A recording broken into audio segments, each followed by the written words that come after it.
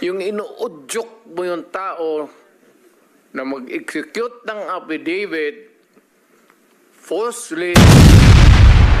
Sabi namin may alam ka ba dito about yung sinasabi ni Garma na merong reward system. Naku, wala ko kami alam dyan. Yun ang sabi niya. Yung idioto na congressman, subornation o perjury yan.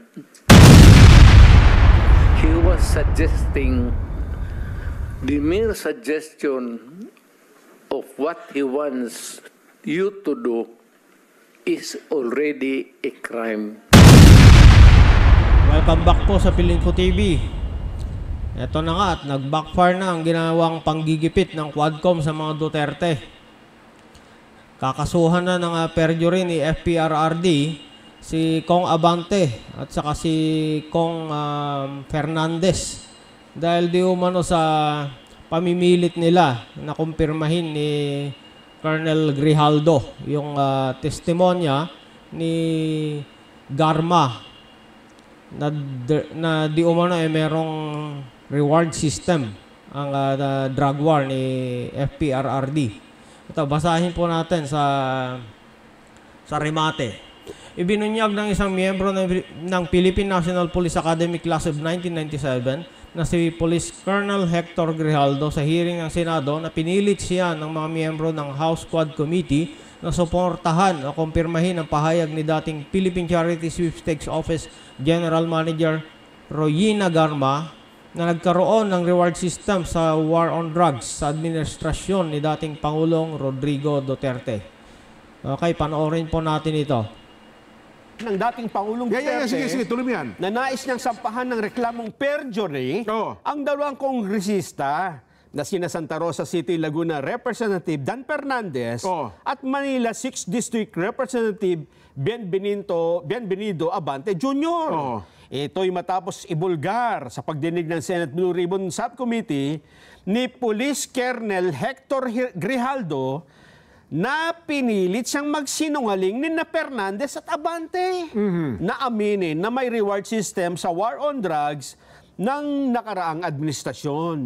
Dahil dito, sinabi ng dating Pangulo na bilang dating prosecutor, nahaharap sa kasong perjury ang dalawang kongresista.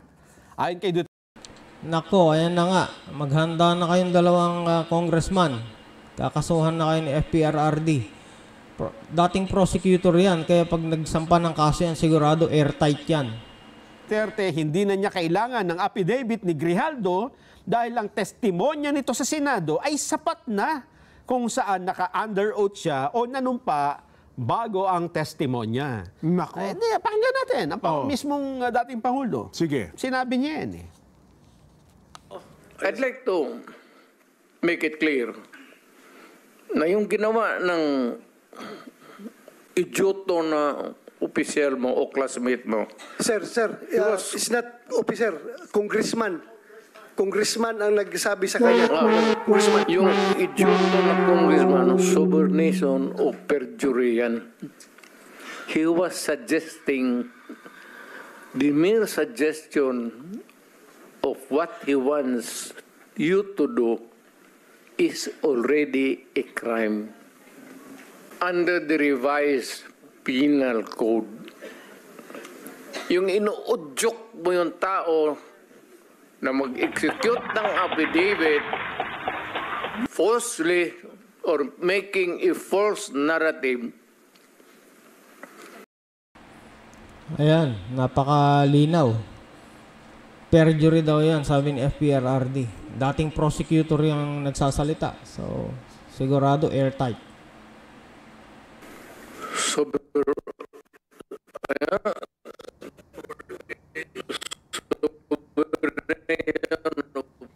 Ayan. Na-neutralize. Na-neutralize yung signal ng... Ay, sabi natin, di ba? Oo. Ikaw ba naman, papupuntahin mo pa doon ng dating Pangulo, kakasuhan ka na nga, di ba? Baka pagpunta doon ng dating Pangulong Duterte, may hawak ng warrant o pares yan. Kasama pulis. Kasama pulis. Kung subukan. Sige nga po, basa kami ng mga reaksyon. May kinalaman sa ating box. Okay, so ano nga bang paliwanag ni Congressman Fernandez, Dan Fernandez. Ito naman, pakinggan po natin. O yan, opo. So, nung nakiusap si Colonel Garma na kausapin si Colonel Grijaldo kasi nga kaibigan nga daw niya. So, yun nga, pinatawag namin doon sa may likod para at least malaman kung totoo yung mga sinasabi ni Colonel Garma about doon sa kanya affidavit. So, sinabi naman niya na wala siyang alam doon sa reward system. As a matter of fact, Manong Ted, DJ Shen, inibita namin si Grijaldo precisely doon sa General Barayuga case. Yung pagpatay kay General Barayuga dahil siya ang chief of police ng Mandaluyong. So, unfortunately, nagulat kami nang umapir siya doon sa Senado at sinasabi nila na meron silang bombshell about Kung subukan, doon sa amin. masisira ang buhay mo. I think we're not giving so much importance doon sa ni Grijaldo. But unfortunately, meron siyang mga sinabi na coercion, harassment. Well, kung meron kaming ginawang coercion sa kanya, sa harassment, bakit hindi siya agad nagsalita? After nung sinabi namin yun, dahil naka-open na hearing kami. Kung subukan, nakakalungkot masisira ang buhay mo. Nagagamit itong si Colonel Grijaldo. Why? Kasi unang-una, yun ang nga sinasabi ko na na-meet na namin to before. Ang problema ko, hindi daw dapat kinakausap ang mga resource person. Lalo na walang kaharap na abogado. Kinausap nyo in private. So, nagkaroon tuloy ng bias. Pa lang ng Quadcom na kung saan hindi namin alam kasama siya ni Colonel Garma doon sa meeting na supposedly hindi naman siya kasama dahil may sasabihin nga daw na importante sa amin si Colonel Garma. But yun na nga, Dahil dyan, Kong, nawalan kayo ng kredibilidad. Nasayang yung napakaraming hearing na ginawa niyo. Nagsayang lang kayo ng pera. Ngayon, makakasuhan pa kayo. nangyari na yon at hindi na namin binigyan ng pansin yung usapan namin noon dahil sabi niya magsasabi siya ng totoo. But nung nandun na si General Grijaldo, nabago na yung lahat. Kung subukan, nangyari masisira na to, ang I think buhay meron mo. talagang behind kay Colonel Grijaldo unfortunately, the venue doon sa ating pong sa Senado, it was used, para to discredit the Quadcom and my person. Kung subukan, para lang mas masisira ang klaro, buhay kasi mo. ang sabi niya na siya daw po'y pinagsisinungaling ninyo. Paano ho niyo ba na-handle yung pakikipag-usap sa kanya dito po sa supposed to be nga pag-corroborate ni Garma? Briefly lang yun kasi sinabi lang ni Colonel Garma may alam si Colonel Grijaldo about the payment system So yun lang ang pinakita namin. Sabi namin may alam ka ba dito about the sinasabi ni Garma na merong reward system. Naku, wala ko kami alam dyan, yun ang sabi niya. So hindi na kami nag-pursue. Kasi nga kami betting kasi binibet natin yan kung talagang totoo yung sinasabi. So ito sa mga betting yan si Colonel. So kung lumalabas naman pala na hindi nag-request si Grijaldo na makausap kayong dalawa ni Kong Abante. Sabi ni Kong Abante, nag-request daw di umano itong si Hector Grijaldo na makausap kayo. Grijaldo.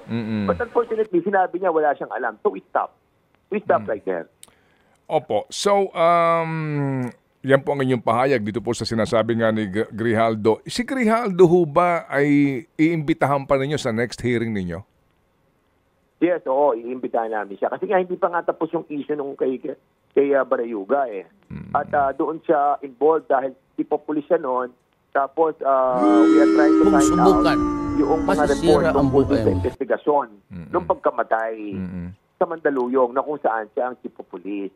Yun ang issue niya Kaya nga nagtataka kami dahil nga hindi naman napapag-usapan na siya doon sa Kongreso, then sadali andun siya para, basically, tirain yung Quadcom.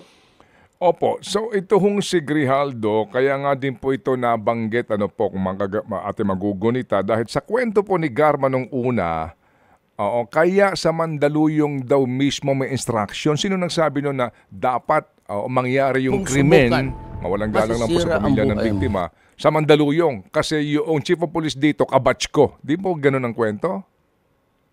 Parang may ganon, pero hindi ko masyado exactly ma-remember. But ang pagkakaalam ko, si Colonel Grijaldo from Region 7, I think, na-transfer siya dyan sa Mandaluyong. And then, yung assassination kay General Barrioga happened. Okay, sige po. So, kailan po ang inyong next hearing po, Congressman Dan? At ano po specific ang topic ito? Kasi nga Quadcom po kayo.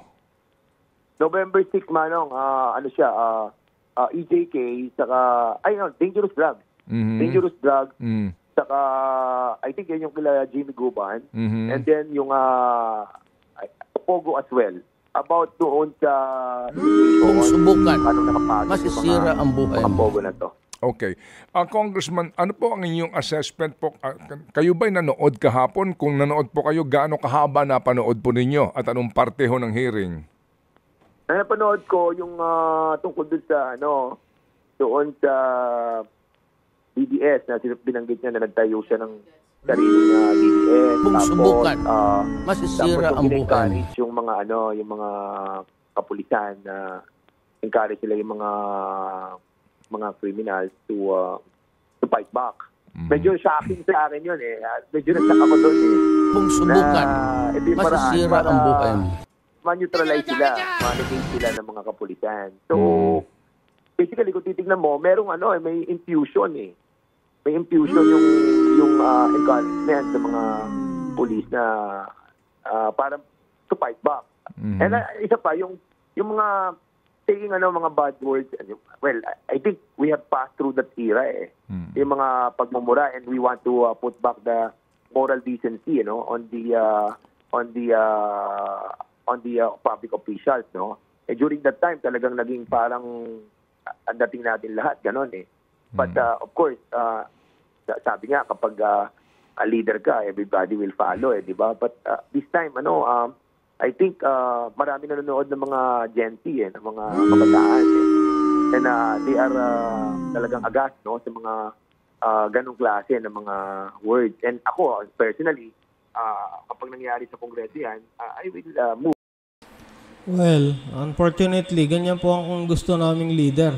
Yung strong. Ayaw namin ng weak leader kasi hindi takot ang mga kriminal.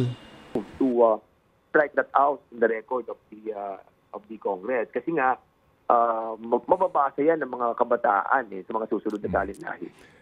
Congressman, kahapon po sumipot si Muking, si Ma'am Irmina Espino. Kumusta po ang inyong imbitasyon sa kanya? Pero kahapon po in the Senate, siya po sumipot doon at pinagsalita. Siya doon, dapat sumipot din siya sa amin. Kasi very important siya. Dahil nga siya yung pinanggalingan ng pera papunta kay Peter Parungo.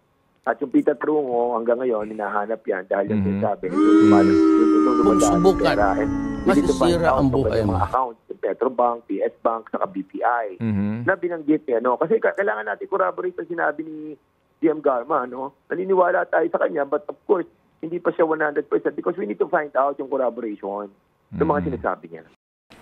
Ako kung mukhang kailangan nyo maghanap ng papayag na gamitin yung script nyo. Nahirapan kayo niyan. Yung pong pagharap ng mga tumistigo po sa inyo, gaya po ni Garma, itong si Leonardo, at may isa pa silang hinahanap no? Yeah, po. At Saka paano na kaya? Baka pag umattend naman si Garma doon sa Senado, bumaligtad din. Paano ng Quadcom? Sinasabi nga na dapat humarap din sa Senado. At kahapon po kasi, ang dating lang sa akin bilang nanonood po, pangkaraniwang mamamayan, na may mga ayaw kayong payagan na humarap sa kanila. Parang ganun po ang dating. Ano po yung reaksyon doon? Ano? Ayaw payagan? Masyado na kayong authoritative niyan. Well, ang mga nadinig ko lamang, si Garma, si Leonardo. Si Garma kasi matagal na niyang kino-complain yung kanyang yung kanyang esophageal, sabi may lahi daw nila yon eh. So, hindi daw makalunok, sabi ng doktor namin, pagkain. That's the reason why pinayagan yun noon pa. So ngayon, naka-schedule daw siya ng, I think dapat Sunday or Monday. But of course, they can invite her naman anytime. Yun naman kay Jimmy Guban na sinasabi, hindi ko alam that he was invited. Okay. But if he was invited, then wala naman reason para hindi siya papunta. Opo, Congressman Dan, ang dating po sa iba, na yung hearing kahapon, ay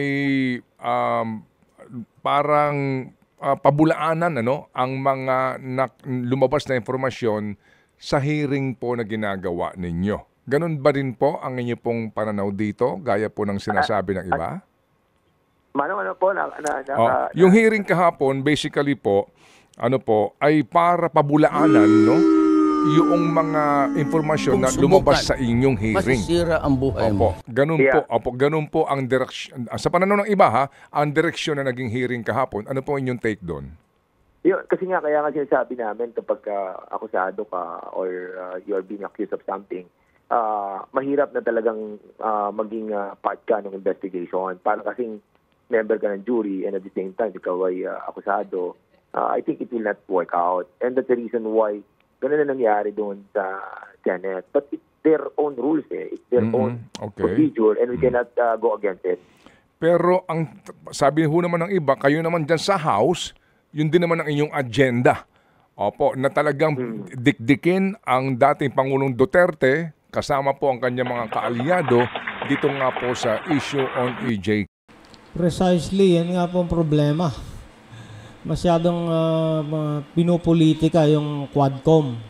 So, ang primary aim nila, masira ang mga Duterte. Yan ang problema dyan. Okay, ano po ang inyong take doon?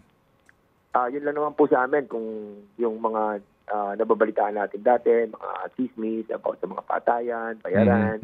Now na may nagsalita, we have to pursue wherever it takes us, as long as there are people na nagsasalita and na-corroborate. Remember, ang nagsalita ang una dito, yung mga PPL.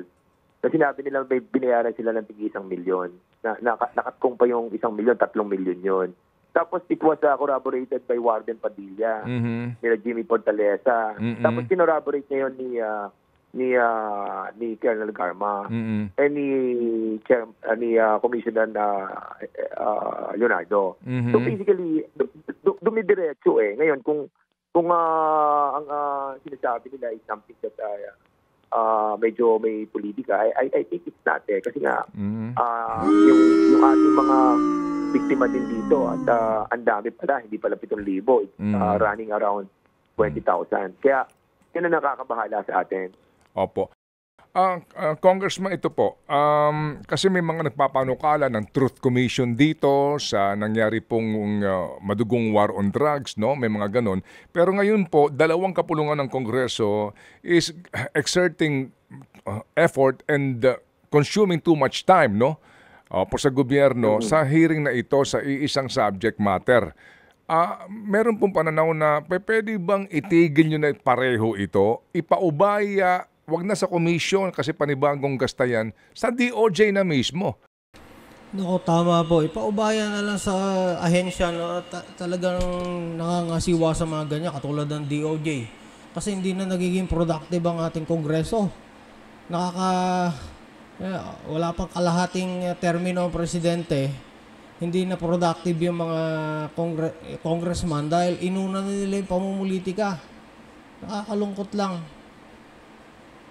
Para po ang DOJ, mangalap na po ng impormasyon at kung matibay, isang pa na ang kaso. After all, yan din ang challenge po ng dating presidente. Kasuhan nyo na ako. What do you think? Tama yun. Kasi nga, kung matatanda mo yung ating unang Kung subukan, na kung saan masisira ang buhay mo. sa Solicitor General, yung preservation asset ng mga companies na hindi naman mga Pilipino, inano namin yung ginawa na po namin yan. And secondly, ito na, susunod na po natin yung tinatawag po natin mga report, mga partial report then about our recommendation. And we're about to, tingin ko, kasi papunta na rin tayo sa kampanyahan So, basically, talagang kailangan. Ipatawag nyo na lang si FPRRD. Willing naman pala siyang mag-attend para matapos na yung Quadcom hearing na yan. Ang dami nyo nang inaabala. Sasayang lang pera ng taong bayan. Nating tapusin ito pong pag-hear natin. Okay, sige po. So, sa panghuli po, Congressman Dan, ano ang inyong mensahe dito po kay Colonel Hector Grijaldo? Kung sakasakali po na nakikinig ngayon po sa aming pong programa o kaya po maaari niya mapakinggan itong mensaheng ito. Ako. Colonel Grijaldo, makikiusap sa'yo si Kong Fernandez. Ba gusto niya baligtarin mo ulit yung sinabi mo sa Senado. Sa akin, ang sa akin lang, huwag dahil siya magpabida kasi hindi naman siya, nakakalungkot lamang. Kung subukan, masisira ang buhay mo. Kailangan i-prove niya yan. At of course, we will take action on that. I heard na, hindi ko alam kasi, pero parang balita ko, na-suspend siya and I have to check it out. Kung na-suspend siya, if it is this way para maka-get even sa amin, huwag naman sana. Kasi meron mga namatay na tao dito, ang dami. Kaya I hope yun lang ang tingnan niya. Okay, sige po. So Congressman Dan, muli ho kaming tatawag ha para po makakuha ng informasyon mula sa inyo pong panig. Dito nga po. Okay, paano po? Hanggang dito na lang ho muna. Kakalungkot talaga nangyayari at puro kumakalat na ang droga, napakaraming patayan. Hindi doon nagpo-focus ang ating mga kongresista. Pamumulitika ang inuuna nila. Hanggang sa matapos ang termino ng administrasyon na to, walang magagawa. Walang mga natatapos na mga infrastructure projects. Puro pamumulitika na lang. Kung hindi pa ho kayo nag-subscribe, pakiclick na ho ang subscribe and notification bell para lagi kayong updated. Salamat po!